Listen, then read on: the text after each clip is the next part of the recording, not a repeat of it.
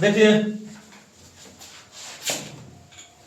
अगला टॉपिक है गोल्जी उपकरण या गोल्जी काय। गोल्जी उपकरण या गोल्जी काय, ये क्या होता है इसके बारे में जानते हैं।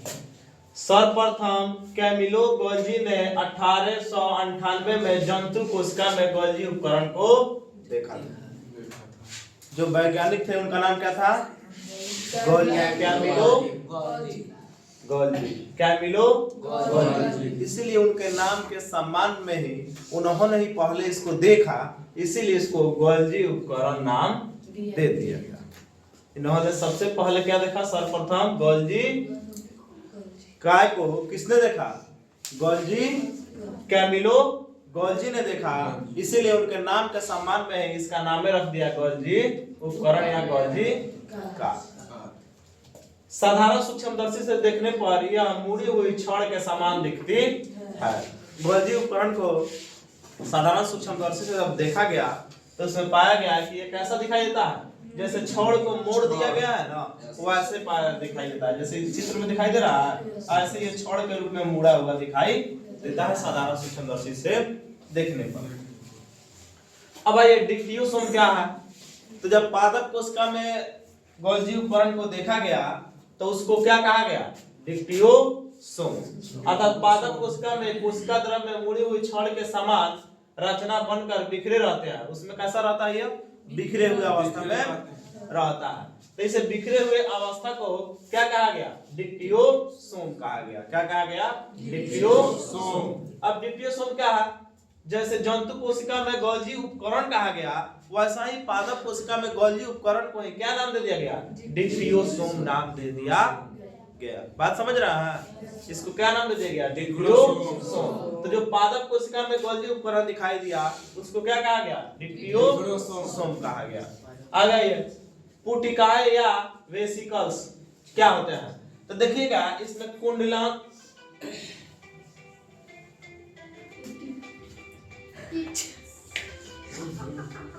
मनीषा लिया गई ना।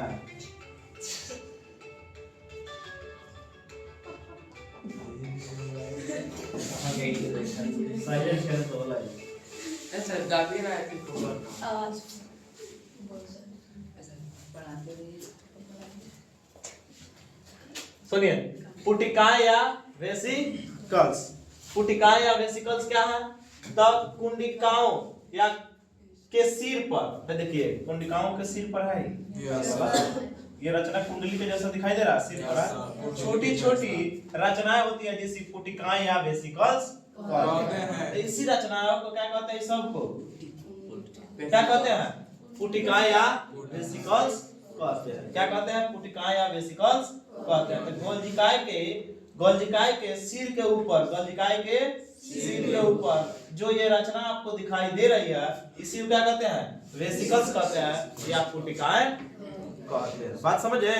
तो जो आपका गोल्जिकाय है, गोल्जिकाय के सिर के ऊपर ऐसा लगता है जैसे ताज इसको पहना दिया गया है, इसी को क्या कहते हैं? पुटिकाएं या वेसिकल्स कहते हैं। अब आइए रिक्तिकाएं क्या होती है? तो गोल्जी उपकरण में कुछ रिक्त स्थानें होती है जिसे रिक्तिकाएं कहते हैं। तो देखिए खाली खाली जो स्थान आपको दिखाई दे रहा है इस सबको खाली खाली स्थान क्या कहते हैं?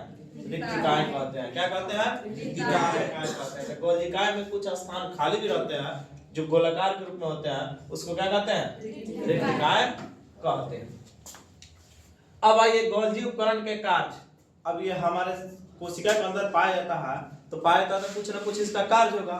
अब कार्य क्या करता है उसके बारे में जानते हैं। आइए, कोशिका का मुख्य श्रावण अंगक है। ये कोशिका का मुख्य श्रावक क्या है? अंगक है। कौन? गोल्जी उपकरण या गोल्जी काय। दूसरा का इसका काम है लाइसोसोम या पेरिक्सोसोम के निर्माण में मदद करता है। तो लाइसोसोम जो होता है ना, आगे हम कल का टॉपिक में पढ़ेंगे लाइसोसोम, उसके निर्माण में क्या करता है? मदद करता है।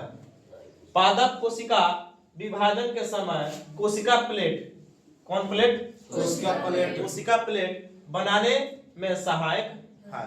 कोशिका प्लेट जो पादप किसमें? पादप का मतलब पेड़ पौधे के जो कोशिका विभाजन होता है, कोशिका उसमें बढ़ता है, उसके प्लेट बनने में क्या करता है? सहायक होता है। सामान्य शक्कर से जटिल शक्कर के निर्माण में भी सहायता करता है। मतलब सामान्य शक्कर, शक्कर का मतलब चीनी, शुगर, तो सामान्य शुगर से यह जटिल शुगर बनाने में भी सहायता करता है। तो इस तरह आपका गोल्जी उपकरण या गोल्जी इकाई का यही मुख्य काम था। इसके बारे में आप जान गए, और कोई डाउट हो तो पूछ सकते हैं।